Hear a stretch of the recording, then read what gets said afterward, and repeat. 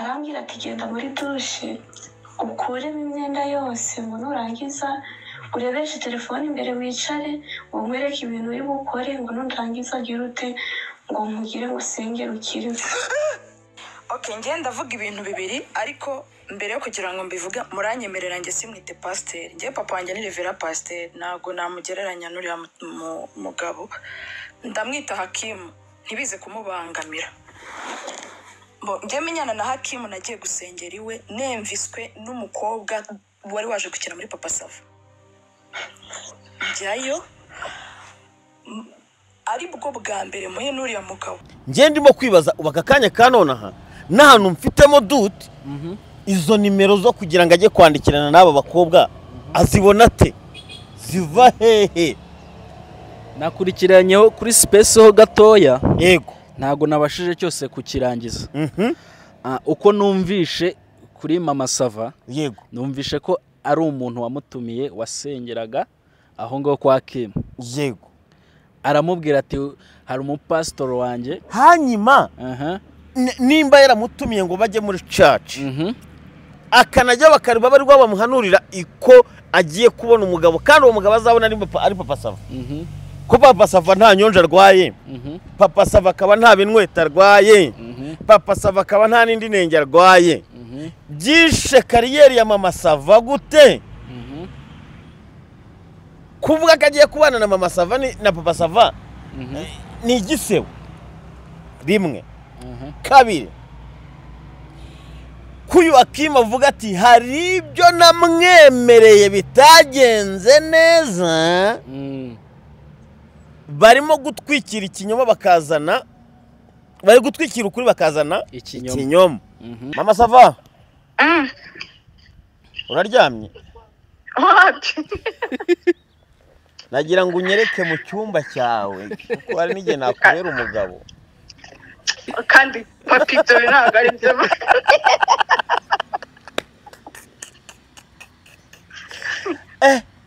Ntabwo byoroshye. Igitondo ndagusuhuje kandi ndagukuramukije nyamuneka. Ndaguhobeye cyane. Mu cyubahiro. Abazaba nari nguhamagaye nyuma y'ikiganiro nabonye cyatambutse kuri Space na Gurfara. Haravugwa Pastor Kim. Hari umukobwa uvuga ko ngo ni benshi bamushinja ko ngo abandikira basaba kuba baryamana. Nawe washyize ijwi hejuru uvuga ko ngo yaguhanuriye bikagukoraho ngo bikakwicira kariyeri yawe nyirizina. Kuba wagira umugabo ni ikibazo? Kugira umugabo nta kibazo, ikibazo ni kugira umugabo gutubuye kandi nta mfite. None se kuguhanurira ko ugiye kuzabana na Papa Sava wemera ubuhanuzi? Yego, ariko butari ubwo mu kavuyo bw'umuntu ufite ubwenge. Birava ku bw'inda yawe yakunaniye usomeho gakeya. Kandi ijambo rikavuga ngo ikijya mu nda si cyo cyica ahubwo ikivamo nicyo kibi. Hanyuma icyo nabivugaho, yego, nuko ntabwo buri inzoga ari cyo cyaha. Yego, n'uyinyweye sakoze icyaha, ahubwo icyaha ni ikigukoresheje. Kuko urabona uramutse unyweye icyo kunywa cyawe ugatunga umuryango wawe. Harananditswe ngo nimba imirimo yawe yashimwe n'Uwiteka ngo fata vino yawe nziza ngo gute cyane. Nta numwe rero mbogamiye. Nagiye kubogamira kuri Mama Sava, nagiye kubogamira kuri Hakimu. Nge ndumva harimo akantu kuntu. Akahe niko mushaka kumenya. Ikintu kiraha ni ko ari umugore wamuhaye amafaranga 30 by'amadolari akayanga akayamusubiza. Ati ndashaka kugira ngo turyamana ayo mafaranga akayanga. Shimire iduka ricuruza ibikoresho by'abana riri hariya mu nyubako ya TCB hariya mu mujyi, bayita Mama Pride's Boutique. Bafite ibikoresho by'abana, bafite ibikoresho by'umwana wawe kuva avutse kugeza ageze imyaka 15, imyambaro, ibikinisho, amamodoka ndetse n'ama makeup n'uduparfum tw'abana. Bagufitiye ibikoresho nyenerwa byose by'abana ku mafaranga make cyane. muri Mama's Pride's Boutique bahamagara kuri 0798 Mama's Pride's Boutique bakorera hariya muri TCB muri etage ya mbere. Ibintu bikomeze bibabere urwunyunyu. Mubyeyi, hesha agaciro umwana wawe wabyaye wakunze, kuko bavuga ko umwana ari umugisha uturuka ku Uwiteka. Ndagusuje kandi nguhaye ikaze wahisemo gukurikira Papi Empire ndetse na BF TV show.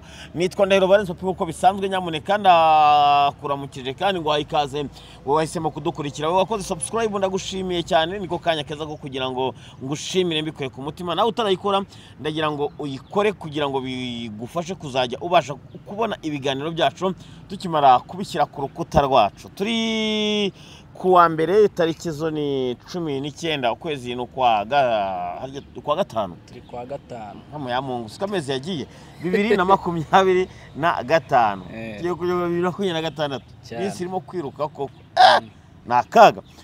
Naje rero ndi kumwe na Prophet Bwana Kweli Faida nongeye kumugarura, ariko muzajya munamubona kenshi, tuzatubana nawe kenshi mu biri biganiro. Uyu munsi impamvu yabutumye mutumira, naraye nkurikiye ikiganiro kuri Space na Godfather, nanamusuhuza cyane. Shout out to my G guys.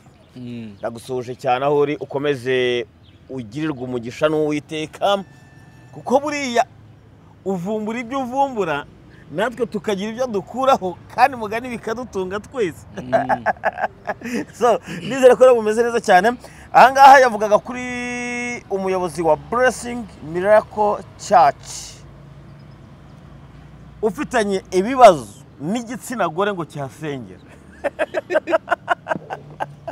Ariko uyu pastor cyangwa se Prophet Akim ngiye mwemera nk'umukozi w'Imana.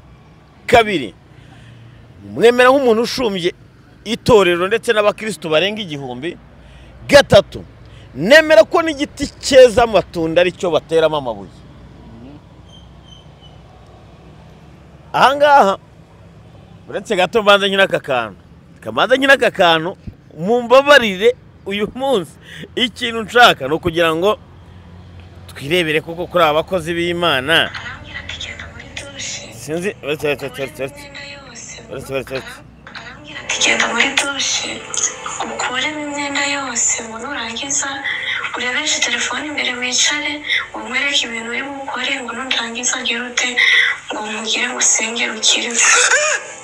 Okay, ngiye ndavuga ibintu bibiri, ariko mbere yo kugira ngo mbivuge muranyemerera nge simwite pasteur. Ngiye papa wanjye ni Revera Pasteur, nago namugereranya n'uriya mugabo. Ndamwita Hakimu ntibize kumubangamira. Ngiye menyana na Hakimu nagiye gusengera iwe, nemviswe n'umukobwa wari waje gukina muri Papa Sava. Okay, turageza aho ngaho. Urabyibuka neza ko Mama Sava bamuhanuriye ibyari mu kwezi kwa 12 gutyo, cyangwa kwa 12 bamuhanurira ko agiye kubona umugabo nta wundi bavugaga ko bazabana yari Papa Sava. Urabyumva? Iyi video narayibonye ananezera bavuga ati ngari no kurira. Urabyumva? Ubwo bamuhanuriraga ngo yarari no kurira, ariko ngo biza kumwicira CV mu bijyanye na kariyeri. Kabiri, ngo Pastor Akim akamwandikira message amusaba ko ngo aterega burya twana abana sinzi niki. So kimwe cyo ntago tugiye gusesengura kuri ibyo byabaye, ariko nabyo turaza kubigarukaho. Ariko tugiye kureba ku kintu cyitwa deliverance. Niyo mpamvu nazanye Prophet Faida kugira ngo adufashe kugira ngo tuze gusobanukirwa n'icyo. Ese bwo ntibizagira ingaruka kuba Kristo bakareka kuba bagana amadini n'amatorero? Prophet Akim niwe nakubwiye ngo tujye kwifashisha. We nakurikiye ino Space, buri arimo no kwiga afite PhD mu bintu bijyanye na theology. Ntago ari ibintu akora, we yanabyivuye ati sindi umupasiteri wo mu mihanda. I have a church. Byose so imeze neza. Ndakomeye. Urakomeye.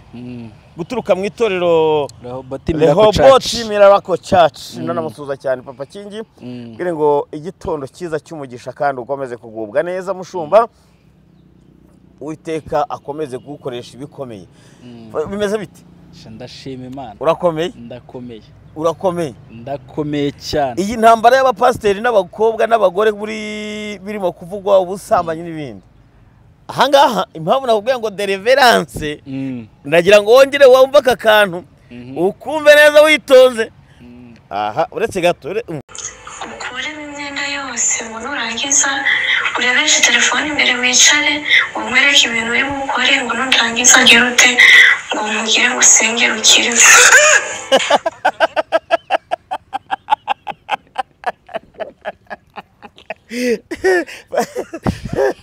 bimeze bite ndashima Imana twagiye rero ubwo mikoro nayiguhaye kuri ibyo bintu numvishije nge kintu nabivugaho hari igihe cy'umuntu kiba kigeze cyo kuvugwa hari igihe ugeramo ukavugwa hari n'igihe ugeramo ukazima ubwo igihe rero cya Kimu kirageze ngo avugwe so rero kuri iyo record numvishije kuba yaramubwiye ngo ngafate ngo telefone ye ngo narangiza ngo yirebesheho ngo amusengere none se deliverance basigaye bayikorera na online ubundi deliverance ni iki hariho abapasiteri numva ngo ikintu cyitwa deliverance ni ugusambanya n'abagore b'abandi rero ushobora kugira ngo urusobanure deliverance ni iki aho ngaho ntago nemeranya nawe nimba bavuga ko deliverance ngo ari ukugira ngo kandi n'ubundi tutemeranya nagira ngo nkubaze ikintu kimwe icyo gihe nta hantu twaba dutandukaniye n'abapfumu umupfumu niwe ujya akakubwira ati kugira ngo ugire icyo ugeraho turabanza turyamane ndakubaza deliverance ni iki deliverance icyo bita deliverance ni hahandi urugero rutoya uba waragiye wenda mu bapfumu bakagira bimwe muri byo bagukoraho twasenga tukabona hari ibyo bagukoreyeho tukakubwira ko ukeneye deliverance kugira ngo ubohoke cyangwa wongere usubire mu buzima busanzwe nk'abandi bose deliverance rero dore niyi ni hahandi deliverance uyikorerwa n'umushumba wasizwe amavuta uwo nguwo niwe ubishinzwe gukora deliverance ni iyi ngiyi ni ukukubwira ukazana amavuta ya Elayo akayasengera akayaturamo amaraso ya Kristo yego akayaturamo umuriro yarangiza akayakumenaho iyo niyo bita deliverance none iyo deliverance yo bari kuvuga ngo ni ukubanza ukaryamana n'uwo ugiye kuyikorera ndakeka abo ngabo ni ugusebanya nk'uko nakubwiye ni igihe cy'umuntu kiba cyageze kugira ngo avugwe rero deliverance ni ibintu bitandukanye cyane deliverance ni ukuba cya gihe umushumbi yagutumye amavuta ya Elayo ndagira ngo n'ayo mavuta ya Elayo ari ahantu hose mu maduka no mu alimentation yego Elayo arayigutuma inafunze neza ni nawe uyifungurira none ibaze yaba ari uyaguha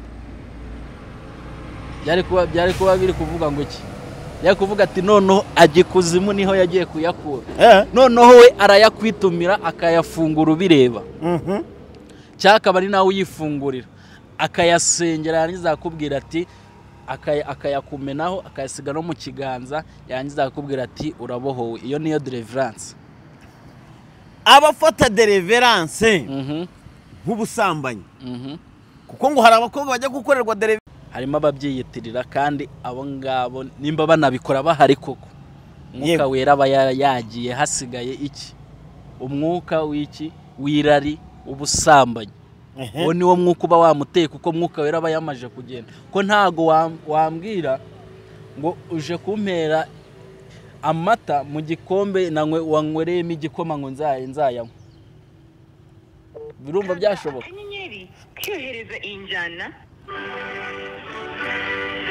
ntago byashoboka rikampamagare umuntu bamwita Pastor Claude n'umunyamakuru mugenzi wanjye ariko ni umu YouTubers ntago ari umunyamakuru ariko byose bari kimwe mbona muri iki gihugu twese twarabaye abanyamakuru ntago bavuga ngo uyu ni umu YouTuber bose baraza bakaba n'abasesengura bose babaye abanyamakuru azambwire nyirizina kubijyanye none se ubwo busambanyi buvugwa mu matorero n'amadini wemera ko buhari bikorwa na bamwe mu bapasiteri burahari urakoze cyane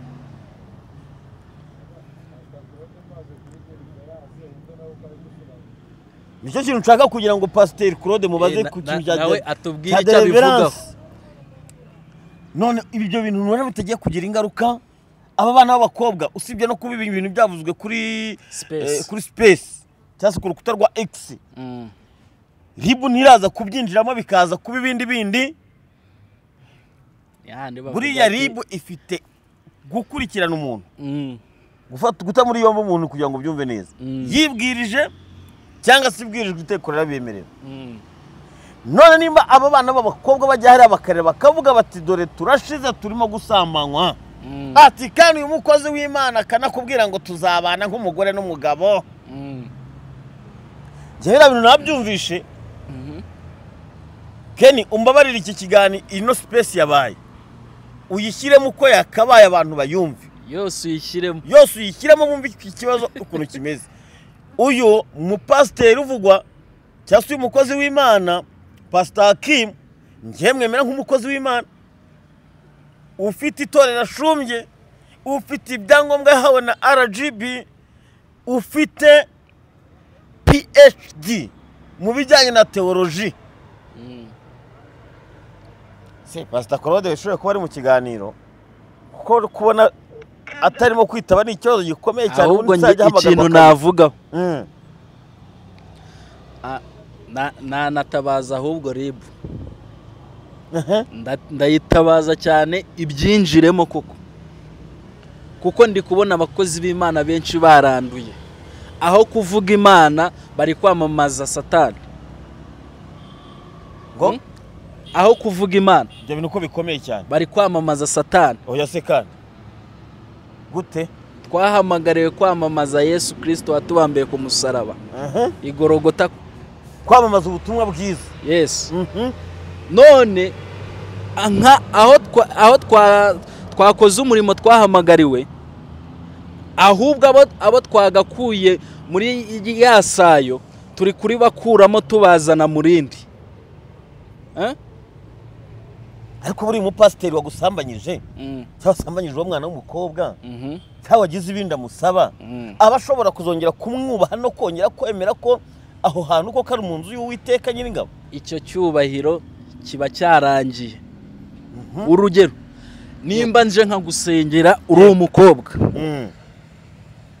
nkagusaba wenda akabizi ko kwitamo icyo gihe nta cyubahiro mba nkifite imbere yawe nta n'agaciro mba nkifite ubundi ngo munsi y'umukandara ng'icyubahiro bura ntikihaba erega pasiteri none mbere yuko abapasiteri byose tubishobozwa na Kristo mbere yuko abapasiteri ni umuntu byose tubishobozwa nande na Kristo ase nakubaza ubundi kibazo kimwe ubundi uwo mupasiteri afite umugore cyangwa ni umusore ndi kumuhamagara Akimu kugira ngo ubundi tubanze Pastor Akimu ndi kumuhamagara ntiyitaba umugabo telefone ntayiriho ni umusore ndashaka kumubaza kubijyanye n'ibi bimuvugwaho noneho baravuze ati ngo buri mukobwa wese ngamubwira ko ngo bazabana mbega uwahamagaye nagiye no kumva ngo ingeso afite niyo guhamagara abantu video call iyo niyo ngo ngeso yanduye ibyo ngibyo ni ibivugwa nabo ngabo nabo bakobwa ibyo ni ibivugwa nabo bakobwa so none se nkibaza ikintu kimwe abahamagara bagiye gusenga cyangwa abahamagara bagiye gukora ayo mabi uyu munsi buretse gato manje gukinira agace gato ka Prophet asobanura kuri ibi ngibi urabyumva anavuga ati impamvu bavuga ibyo barashaka kunsebya ngo bazamukire bafate amazina yabo bazamukire kuri nge kabiri iryo rya jambo nakubwiye hari igihe cy'umuntu kigera akavuga hari ahangaha Akim kuri space yabigarutseho aravuga ati barashaka kuzamukira ku izina ryanjye bansebya ndashaka kugira ngo nkubwire nanone twibaze aba bakobwa ko akuraho nimero zabo niba bagiye gusenga ugiye wese nikasiga nimero bariyandika bageraho biyandika bagasiga amanimero hariya abakomisiyoneri bavuga bati none huriya mukobwa nimero zuzisigarane ibi bintu biraza kwitwa iki reka uretse wumve Akim uko yabisobanuye sogokuru bakakuvugiramo abantu gatranslatingira abantu on the phone muri Africa urabizi I did that work more than 3 years okay abantu bavuga ati ngo pasteri go and see my life maybe izo modoka ziri aho ngaho kuri profile that is the car I drove in Rwanda nta mukristo n'umwe waguha 200 million yo kuba wakora ibyo bintu I survive haje umudamu umwe uri ahangaha araha anzanira 130 by'amadolari urabyumva arabima ambwira ngo sambane nawe uranyumva neza ibihumbi 100 by'amadolari kunyumva neza ndi kubikubwira nawe arahari kunyumva kuko mbonye izina rye yego narabimusubije nabivugiye muri church mfite urusengero uyo Gakiza wahagurutse uvuga ibintu good father yego mfite record zose z'uyo Gakiza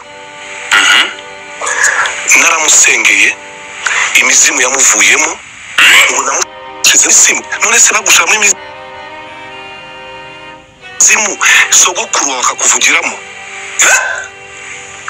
ako abantu bagira ubuhe bwenge buturuka muri bo bumeze gute ushaka gusebya izina ry'umuntu gusa ngo kugira urye fame gusa ubwo ndaza kukurikira gushaka kugira mvuga gatoya kugira ku kibazo dufite yego turya fame for nothing. I have a nationality Belgian, I have a nationality Canadians. N'uyu Kenzo nawe narayimweretse abisi ntago I have nationality Rwandese. Ibyo byose abantu bapapawutse ngo bamutware muri ribu bamutware hehe nta kibazo na kimwe fasha abakene ngaburira abakene nubaho umuntu wari we wa muri mistake yego good father nikukumva uretse ntiyagwa muri mistake ijana ku ijana navuga nkanyerera nubwo ndi umushumba nubwo ndi iki buri wese ari cyo yakora sindi ngegera nakubwiye on my country mu Rwanda nkunda ndagende mfite ubuzima buri identification uwo ari we wese hari uwatambutse na wumvishe record y'uwitwa Mama Sava urabyumva Mama Sava ngiye kumuhamagara nawe reka mvugeho yego Mama Sava nawe yaje hano ararira yes ibyo namupanuriye mu ararira yego wamanuriye ko azabana na Papa Sava umudumu yaje hano ararira ngo byatumye kariya yumve neza ariruka niba ko uretse ko twambaye umubiri wa gipasteur sibyo w'igishumba witwa ububyeyi fashe every details za buri muntu wese nkazishira hanze sibyo nuko nambaye igishumba twemewe kuba nk'imva kuki uyu munsi abitwa abantu b'Imana cyangwa se kare ku muhanda bigasebwa icyo baraza ku cyumba cyose bumve n'icyo Mama Sava yavuze kuri ibi ngibi ese nyirizina ngiye ndimo kwibaza ubaka kanya kanonaha n'ahantu mfitemo dute izo nimero zo kugira ngo ajye kwandikirana n'aba bakobwa azibona te ziva hehe nakurikiranyeho kuri space ho gatoya yego ntago nabashije cyose kukirangiza uko numvishe kuri Mama Sava yego numvishe ko ari umuntu wamutumiye wasengeraga aho ngaho kwa Kim yego aramubwira ati hari umupastor wanjye hanyuma nimba yaramutumiye ngo bajye muri church akanajya bakariba bari bamuhanurira iko agiye kubona umugabo kandi uwo mugabo azabona ari Papa Sava ko Papa Sava nta nyonja arwaye Papa Sava akaba nta binweta arwaye Papa Sava akaba nta n'indi nenge arwaye byishe kariyeri ya Mama Sava gute kuvuga ko agiye kubana na Mama Sava na Papa Sava ni igisewe rimwe kabiri kuyu Hakim avuga ati hari ibyo namwemereye bitagenze neza, barimo gutwikira ikinyoma bakazana, bari gutwikira ukuri bakazana ikinyoma. Gatatu, ko Hakim Mama Sava aribwo bwa mbere yaragiye gusengerayo. Izo communication zindi zabayeho zo kugera ubwo bandikirana bacatinga bakajya na video call, akamubwira ati nyereka mu cyumba uryamamo, undi akavuga ati ati kandi buriya nana kugira umugore. Urabyumva neza? Nimero zavuye burya bwose tuza gusenga mudushyizeho igikomisiyoneri koko kitugenza. Izi nimero ziva hehe, zitangwa nande, zifatwa ryari? Wanyemerera nkakubaza ikibazo kimwe kugira ngo dukomeze. Kimbaze uremera ko Imana abakozi b'Imana barimo kubashinja ubusambanyi? Uremera ko Imana ikora? Njye se nabihakanye. Ntago bihakana. Ntago mbihakana, Imana irakora, ariko abakozi b'Imana murimo gushinjwa ubusambanyi. Rero dore abo ngabo bari gushinzwa ubusambanyi, abari gutukisha izina ry'Imana, bari gutukisha abashumba. Urakoze. Ngiye kubashyira ku mugaragaro. Sindi buvuga amazina, ariko ndajya mvuga amatitire bagiye biha. Yego. Urugero, ndabyutse mu gitondo ndakarabye nogeje agakweto, inje imbere ya kamera, ndaje ndavuze ati ngewe runaka ndi profete, ndi mutumisha. Ukubonye usenga umugani wa yakaye amapeti y'inka yo mu kabari mu mbarizi mutwa tw'inzagwa muyakura he? Ibyo nibyo nibaza, ni nacyo kintu munakita profete, nta torero afite, akita pasteri, nta torero afite. Yemwe usibye n'itorero nta n'abantu batatu yari yicaza ngo asengere. Icyo nicyo kintu nibaza. Ahubwo mwibereye mu mbari murasindagana mukaza mukitira umutima w'Imana. Ayo mafaranga basindira ava si hahandi navuga ngo ntaho bataniye n'abapfumu. Aba baprofete ndi kugenda numva ahangaha ku masocial media, nabonye RGB icyo kintu aragihagurukiye. Ni igihagurukire. Aba baprofete bari gutukisha abashumba, bagatukisha izina ry'Imana. Hari RGB ifunga amadini n'amatorero tujuje ibisabwa. Abo baprofete bakorera mu tubari naho hirya bafite amatitire. Ese ubundi utwo tubari ni nizo nsengero zabo, badafite titire, badafite adresse z'ahantu bari, kandi bitwa ko ari abakozi b'Imana. Nabo RGB izabakoraho, izabakura he? Ahubwo kangaha RIB ifite akazi gakomeye cyane. Niyo mpamvu ndi gutabaza nyine RIB nibizemo nibyinjiremo, kuko ahangaha bari gutukisha abashumba basizwe amavuta, bagatukisha abapastoro basizwe amavuta. Pasiteri Hakim kabivuze, aba bakobwa bo ntago bashaka kugira ngo bazamukire ku izina rye. Ni iri jambo sinongera kurisubiramo. Navuze ngo hari igihe kigeramo umuntu akavugwa. Iki ni igihe cya Hakim, kandi ubundi baravuga ngo iyo utavuzwe uri muri uyu murimo ntago ubusenga. Ni ukuri kw'Imana ndakubwiza ukuri. Mama Sava namubonye. Okay. Mama Sava. Uraryamye? Nagira ngo unyereke mu cyumba cyawe kuko hari n'igihe nakubera umugabo. Kandi papito ntabwo ari byo.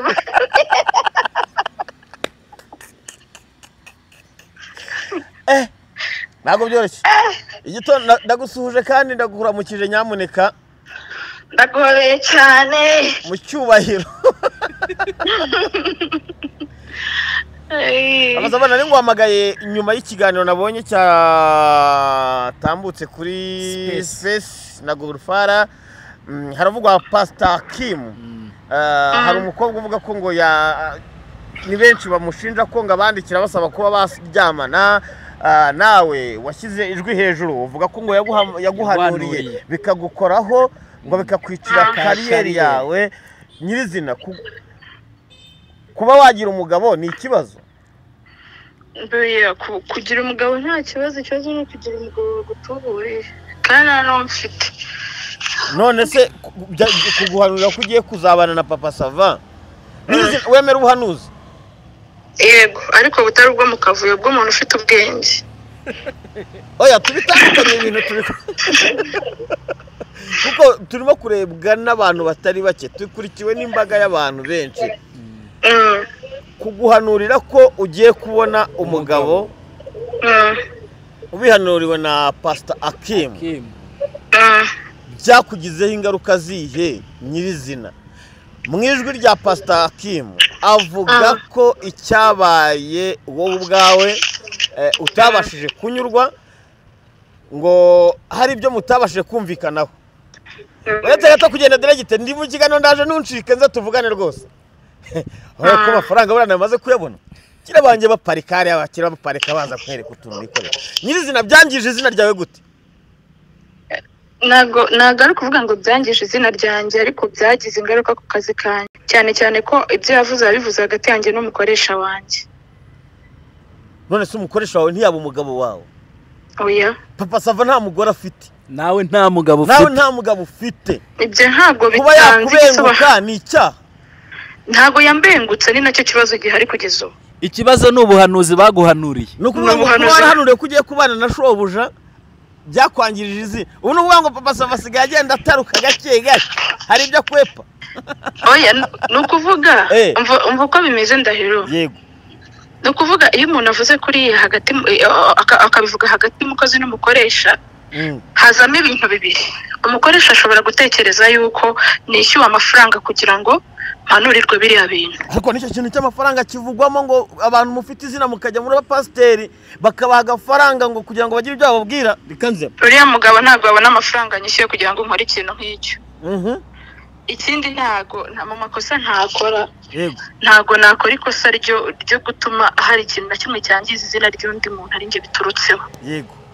Nukuvuga ibibazo ibyo ari byo byose bishobora kunturuka bijya ku izina ry'undi muntu byambanga. Impanurira ngengenye n'agashaka abandi bantu. Urumva? Yego.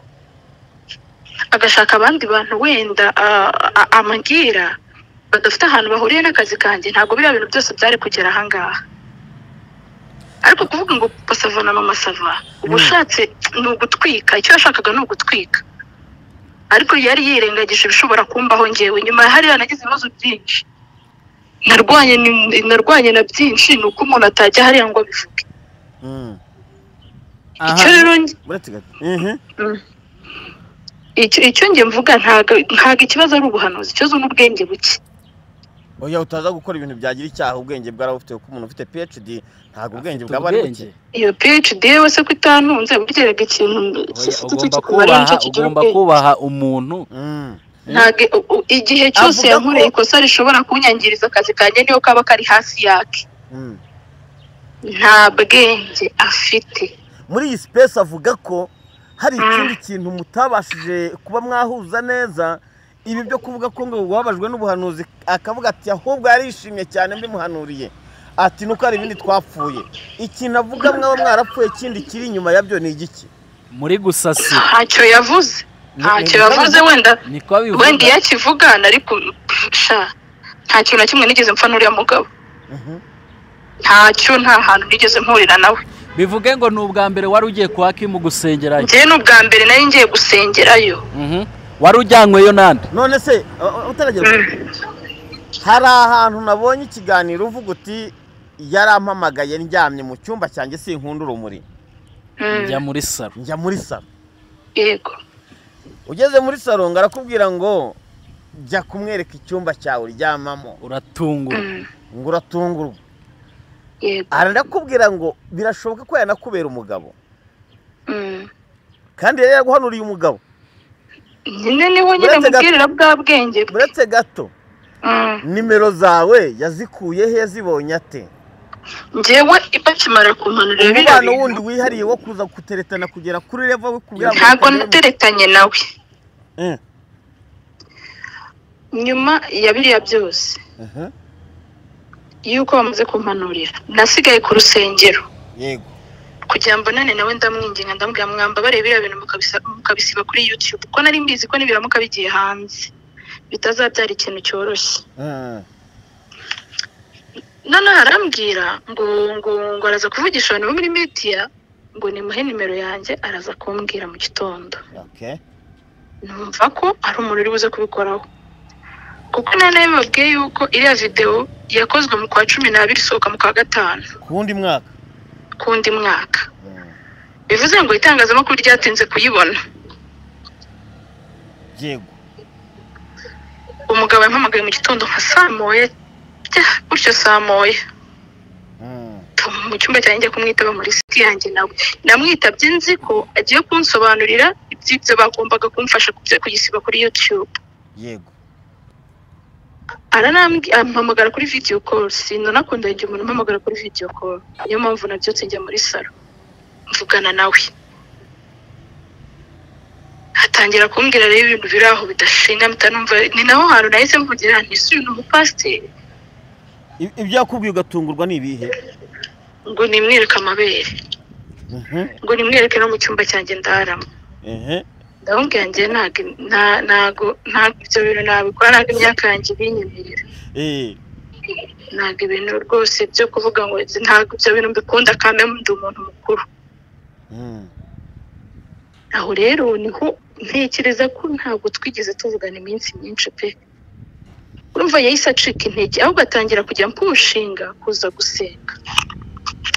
Yego kumpushinga kujya gusenga cyahise ndi umuntu wo mu nsengero, wenda kugora mu nsengero ntabwo byumvaga pe.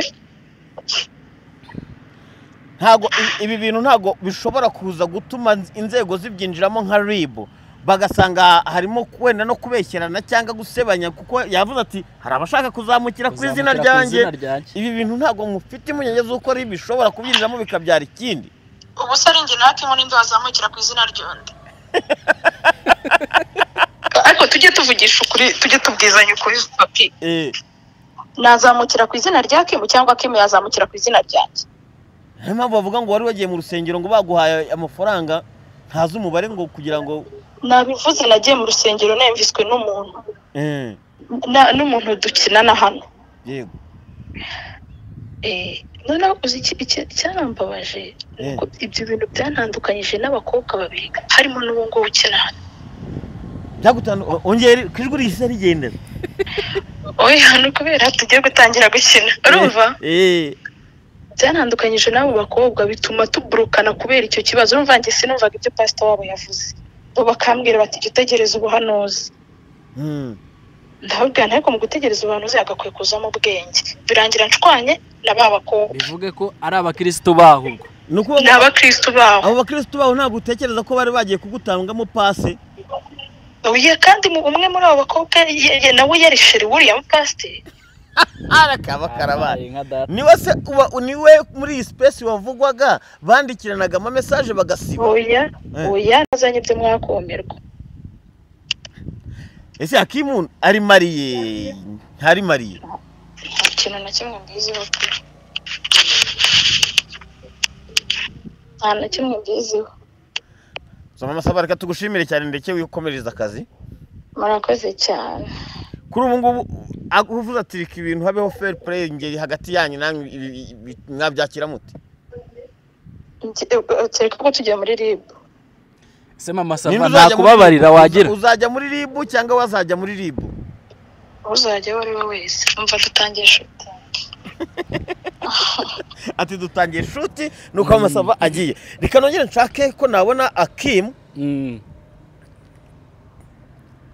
Ariko ibi bintu hari akantu telefone ye ntayiri ku harimo akantu. So Mama Savati nta kindi kintu tuziranyeho. Kabiri nimero zanjye yazifasha n'injye uzimwihereye kuko yagombaga kuvugana ngo n'abantu bo muri media video yo kumuhanurira ntije hanze. Ariko iyi video yo kumuhanurira akagiye kubona umugabo nta n'ikibazo mbibonamo. Ariko noneho kumuhamagara kuri video ko ati nyereka ku mabere, nyereka mu cyumba buriya nyamuna ibi byumba byanyu. Babonye ntimumbonye. None se uretse nkubaza video n'ubu ngubu ibonetse wumva hashize umwaka igiye hanze. Nyine ni kwa kundi mbuga ibintu biri kuri social media bidasaza. Ikintu kigahora gitutumba. Nabyumva. Kimwe cyo ndabyumva urimo gushaka kuvugira pasiteri mwene wanyu kandi ni nabyo ariko ni gute byonyine mu Masava aravuze ngo umukobwa wamujyanye mu rusengero amuhaye ubutumwa gikomeye cyane. Nta numwe rero mbogamiye nagiye kubogamira kuri Mama Sava, nagiye kubogamira kuri Akimu. Nge ndumva harimo akantu kuntu akahe niko mushaka kumenya ikintu kiraha ni ko ari umugore wamuhaye amafaranga 30 by'amadolari akayanga akayamusubiza. Ati ndashaka kugira ngo turyamane ayo mafaranga akayanga, akavuga ati nge narahasorinze. Urubyumva ati nakoze ibintu byo gutranslatinga gusoba by'ubusemuzi muri Canada n'ahandi mbona amafaranga yanjye. Ubu ngubu mfite ibijyanye na business yo gucuruza amamodoka. Urabyumva atabangabana bari kuzamukira ku izina ryanjye. Mama Sava ati ari nge ari na Akimu uri kuzamukira kundi ninde shapiti. Urabyumva okay nge rero ndumva yaba Mama Sava yaba Akimu bose bafite izina riri big muri uru Rwanda. Ariko umuntu ufite izina rikomeye cyane ni Mama Sava. Gute? Mama Sava ni public figure, undi we ni hano umuntu ntago ari public figure. Ngiye nk'ubu usibye kuba nabibonye kuri iyo space uwo Pastor Akimu simuzi. Nubwa mbere arumwumvisha. Nubwa mbere mwumvisha. Uwo Pastor Akimu simuzi ariko nubabonye ibi bintu ndiherera ndarira. Cyakoza nanjye bibaye ari byo byambabaza. Umukozi w'Imana ashobora kumva ko ari biraba mahire kuko baravuga ngo hari n'amavideo ahari kandi ribihori babwira ati ibi bintu bimeze nka hari bikangisho bijya kufata izina mu bireke. Ni namba mu Mama Sava ngo ibi bintu ntibishobora kuzabyara akarambaraye bakaba babajyana mu iyo gihera. Urabyumva ngewe buriya mu buzima numva kubaho muri societe utuje utekanye ntacyo byaba bigutwaye. Nta muntu ufite dutoma kuri wowe. Urabyumva neza ibi bintu byafasha pe ibi bintu byafasha. Ariko kimwe cyo reka nshimire cyane Godfather wafasha akanya gahuza aba bantu. Buriya hari byinshi twabashije kumenya cyane, hari byinshi kandi ngo aba bakobwa si ubwa mbere ngo bari babwiye Godfather bati dufashe uyu mupasiteri atumereye nabi, ariko katabasanga mu nzu iwanyu bahurira katabasanga aho muri karimwe mugenda mukihuza. Hari ubikosa ari umuntu Nyabarongo yari yasanga aryamye we mu nzu cyangwa ikamuhamagara ngo ngwino. So kuvuganira Akimu ariko bibaye ari byo byaba bibabaje cyane. Kuba uri umukozi w'Imana, kuba uri umuntu abantu bafatiraho ikitegererezo cyo kuvuga ati icyama nkaba nk'uyu muntu. Ariko ngiye nkurikije icyo Akimu avuga gisi muteri buye. Nanjye ndumva ntabuye namutera. Ntago namuteri buye. Ukaravuga ati ngewe nkora umurimo w'Imana nsengera abantu mfasha abakene ndi umushumba ufite ibyangombwa ariko mugani kandi nimba nta n'umugore afite sibyo no kuba ari umushumba badafite umugore. Ntabwo nabyemeza ka afite umugore cyangwa ari mbatamufite. Yemerewe kuba yatereta abo bose yatereta na Masava yatereta kuko nawe akeneye umugabo n'abo bakobwa maza gusenyera namwe yatereta kugeza ubwo azabona umugore akuyemo aho. Dore ikintu kishe abakozi b'Imana dore niki nihagira uza avuga ati nje noneho ibyo mbabwira by'ukuri yaransambanyije ibimenyetso ngibi. Dore ikintu kisha abakozi b'Imana niki kwanza ntimuze kwangiza izina ry'umukozi w'Imana. Dore ikintu kisha abakozi b'Imana niki bari kujya imbere ya kamera bakavuga Imana bayihaguruka imbere bakajya mu bihabanye bakajya mu bihabanye n'ibyo bigishije. Ukajya kubona nimba nje gusengera umukobwa afite ibibero byiza ndi umusore nta mugore mfite araza yambaye akantu kageza hari n'ubuje utaje gusenga aje kukugwisha ibyo nabitangamo ubuhamya. Ariko ubundi umuntu ajya gusengera umuntu gusengera abantu bageza muri abo bashaka kungwisha nabitangamo ubuhamya. Ariko oya mbwira oya ko karo gasubiza inyuma umaze gusengera bangahe bantu bageze muri 3 bampamagara ngo ngwino dusenge. Ati batubwiye ko usengera abantu, ati natwe turagira ngo udusengere. Nge nkatsi imodoka nkagenda,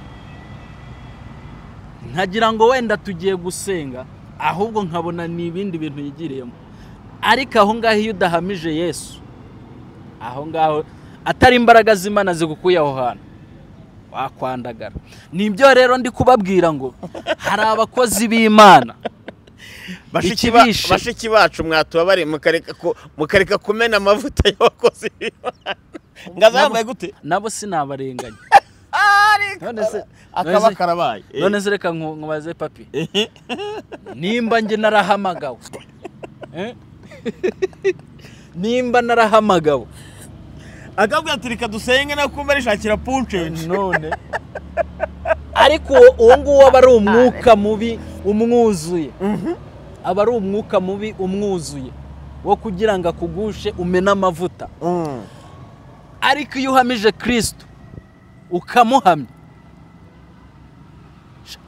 umenya ko neza ko nibiri imbere yawe uzabisimbuka, kandi imbere hawe aho buri kugenda ugana iyo wahamije Kristo aba ari heza cyane. Rero urabona abakozi b'Imana ku iki gihe bita abaprofeti. Aya n'abaprofeti ntago babyiyita. Ibyo barabyiyita, atari bo banyabo. None wambwira ubwo profete babukura he? Umuntu arajya ku musozi agakoranya imbaga y'abantu ngari gusenga, ejo akababwira ati ngewe ntuye aha ngaho uzaza undebe mu rugo. Nge simbabeshye, hari na benshi bimagina atari Imana ivuze, bari imagina bakurikije n'uburyo bakureba, ibitekerezo byabo bagakorwa n'amarangamutima yabo cyane.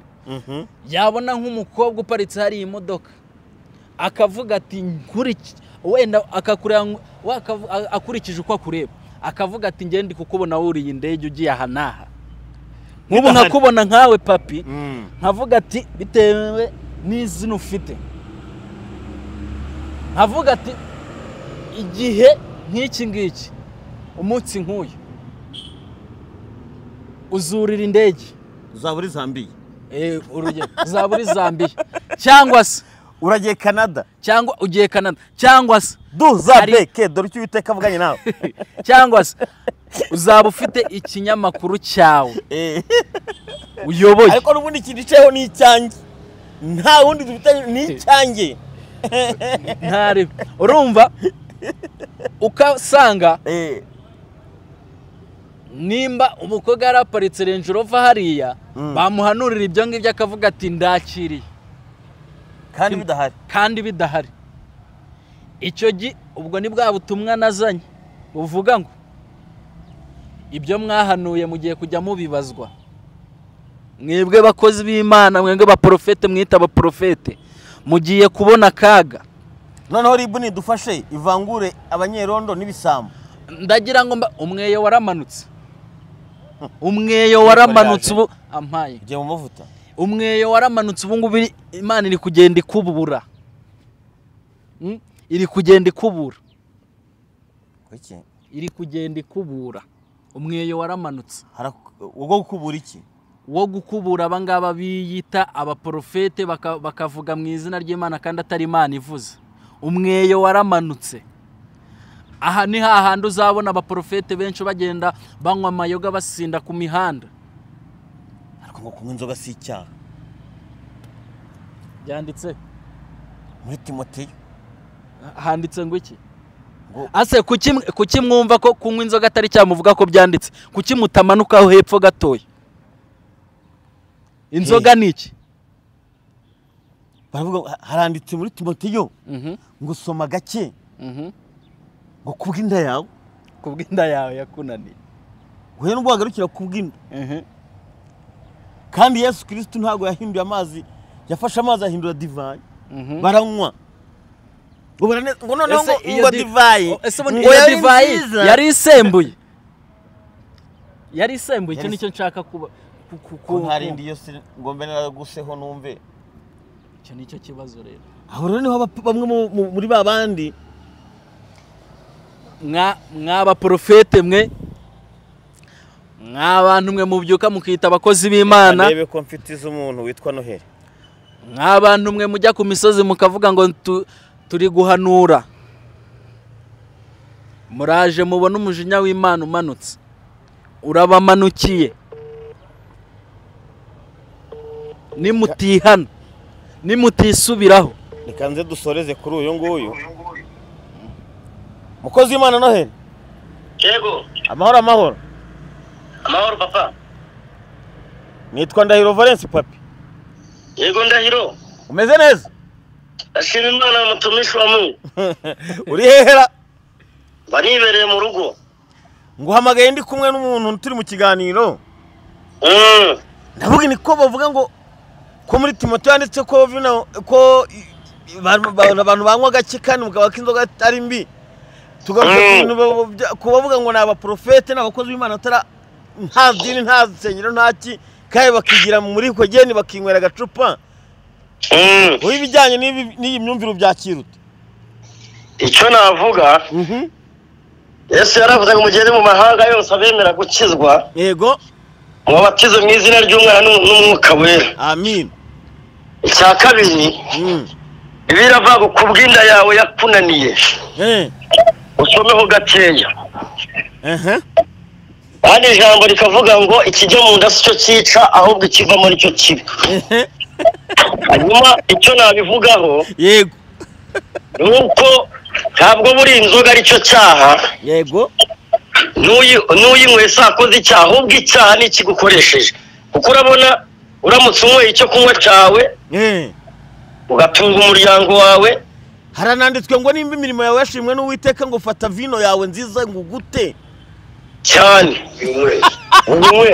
niba unyweye icyo kunywa cyawe ugatunga umuryango wawe ntumupurize n'ubutesha umutwe ntuhungabanye rubanda ntugire sosiyete ubangamira nta cyaha uba ukoze rwose none se Nohe ubwo nubuhe butumwa waba uri guha abantu bagukurikiye oya wimbwira ngo nubuhe butumwa mbaha wore se abakatolika ko bazinywa ntabwo bazajya mu ijuru erega ntabwo Imana iba mu misatsi cyangwa kuri abahanuzi bigurutsa bameze nka dendo zigiye kuguruka ntabwo Imana iba mu misatsi Imana ubundi agakiza abantu bakitiranya ntabwo agakiza ari ubwisungane bwa mituweli do sante ahubwo agakiza ni individuel gukizwa ni ku giti cy'umuntu nurebera kuri Ndahiro Valence papi nta ngo ibyo akora ngo ukamukurikira ntabwo uzarijyamo ahubwo we n'Imana yo ku giti cyawe umubanye neza cyangwa mubanye muti none se Nohe ubwo urumva aho ngaho tutari gutukisha izina ry'Uwiteka izina ry'Uwiteka twari tukisha ni ngakubwiye ko Imana hari umuntu ugiye irwanirira ko Imana yirwanirira none se buretse uziko hari umugabo witwa Uza Bibiliya yerekana ugashatse kurwanira isanduku y'Imana ngo Imana irebye mu mutima kuko Imana iri mu mutima itameze nk'abantu ibona wumva ngo ni indyarya ngihita umutsinda aho ngaho ubu njye sindi umukozi w'Imana ahubwo njye ndi umwana w'Imana Imana se wayikorera iki itashobora kwikorera nta gacupa urakanywa oya ibyo wibimbaza ahubwo se urashaka kuntumira ngo tuganire dutarame wamfura we dukore mu mitana twereka abatanazi cyane ndagushaka cyane Nohe cyane rwose nta kibazo rwose twari turi mu kiganiro turimo kuvuga ku mupasiteri witwa Akimu uriya we ni mu mwihore n'akasamutwe cyane gute ni muzi ibyo yakoreye mama Savasa erega muri biravuga ngo hazaza abahanuzi b'ibinyoma mu minsi y'imperuka azajya bahanura mu izina ry'Imana no mu mbaraga z'Imana ariko atari Imana ibatumye hari nk'abantu bakunda kuvuga amavuta mfite ngo urayazi ngo njye nakuvuma nicyo kiganiro maze iminsi nibaza ayo mavuta bafite ni ubuto ni igihwagari ni godoro ni amamesa ni ruwini abahanuzi b'ibinyoma n'abahanuzi babesha n'abiba biheshi n'abibi bintu by'abantu bihesha inyungu z'abandi bagamije inyungu zabo ubundi kubabwira ngo mageragerera bategereje hanyuma bavuga ko baze babasengere kandi bagiye kubasambanyura bivugaho iki izo deliverance nyine nizo nibazaho deliverance niba ari ruwiri niba ari ubuto nje byaranyobeye abantu bakwiye kujijuka bakamenya ko Imana itagituye mu ihema itagituye mu misozi bakamenya ko Imana ituye muri bo kandi igendera muri bo cyane. ese iyo deliverance wowe uyumva ute cyangwa wayisobanura gute? gute? Faida ndaje. Iyo deliverance wayisobanura gute? Sindi bishop wenda ari ahubwo ndi umuhanuzi. Uko Bibiliya iravuga ngo nakumenye cy'urusoro mu ndanye ko nkugira umuhanuzi wo guhanurira amahanga ubu nawe uri umuhanuzi tuvugano. Rero icyo nabivugaho nuko ziriya nta muntu ukora deliverance ikorwa n'Uwiteka. Ahubwo biriya ni abantu bafashe imitwe bafata Bibiliya bashinga botike mu ijambo ry'Imana, bashinga business mu ijambo ry'Imana. Umuntu yakomeye ngo nagukureho inyatsinga gusengere gakuderevure.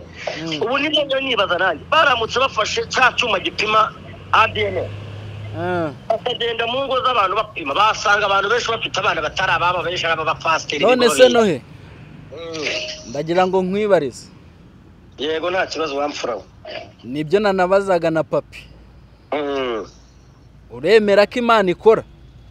Imana irakora kandi ikorera no mu bantu. Icyo ndacyemera. Ntiwemera ko Imana yatuma umuntu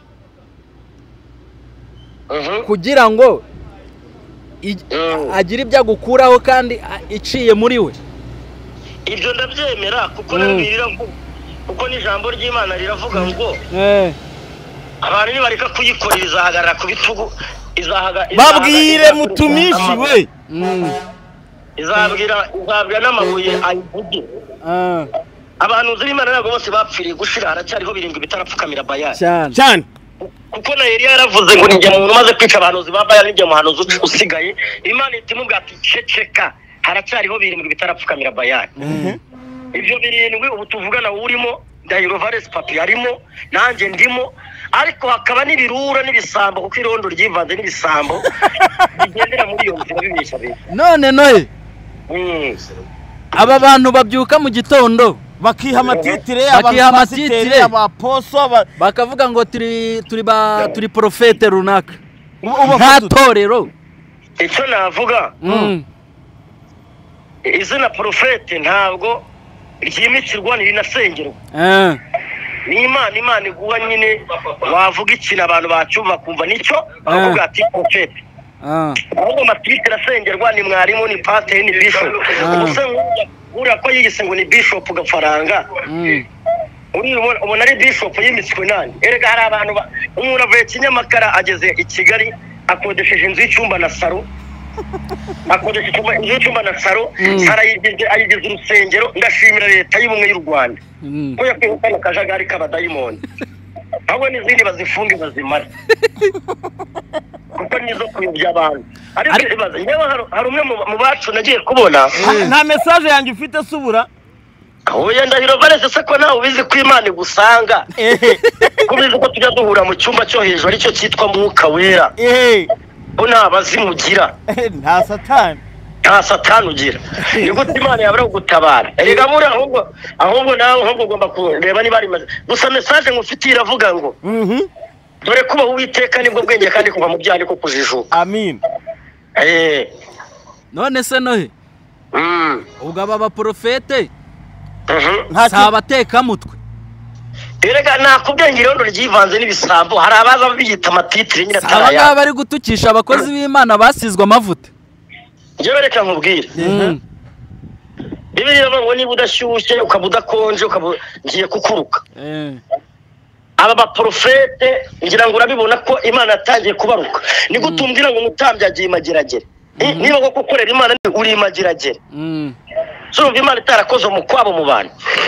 Wamwe iyo Faida yavugaga waramanutse koko rero. Nese sije nakubwira erega.